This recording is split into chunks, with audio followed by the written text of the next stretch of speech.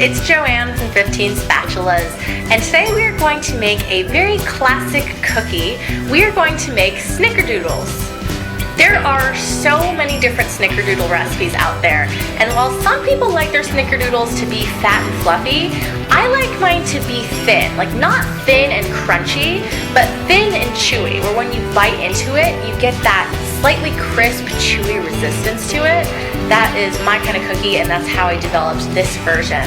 And the other thing is that most Snickerdoodle recipes call for cream of tartar as an ingredient, and I feel like that's something that a lot of people don't keep on hand. It's actually not something I even have in my pantry most of the time.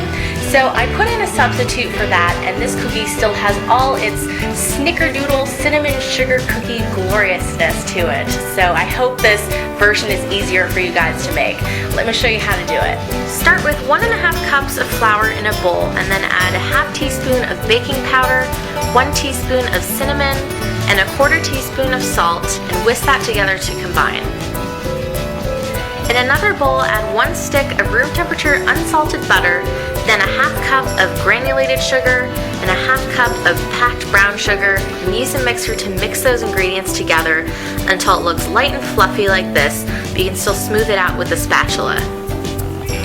Then add 1 large egg and 2 teaspoons of vanilla extract, and mix that in to combine. Then add the dry ingredients to the wet and mix on low speed to combine, and the dough is going to look very thick and crumbly. In a small bowl, add a 1/4 cup of sugar and 2 teaspoons of cinnamon.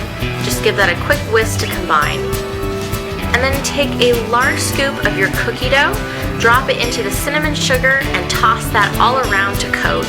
And then place the cookie ball on a sheet pan and repeat with the remaining dough. Now take a glass and flatten each of the cookies until it's about 1/4 inch thick and 3 inches in diameter, and bake in a 375 Fahrenheit oven for 10 minutes till it's slightly golden on the edges. And I will say that the tray is ever so slightly crowded with all 9 cookies, so you can split it between 2 trays if you'd like. And then let the cookies cool for a few minutes so that they can set, and then they're ready to be enjoyed. Before I taste one of my Snickerdoodles, this is one of the most wonderful things that you can bake. It makes your house smell warm and amazing and cinnamony. This is like a cinnamon explosion cookie, and I'm not complaining about it. I love these cookies so much. All right, let's give this a taste.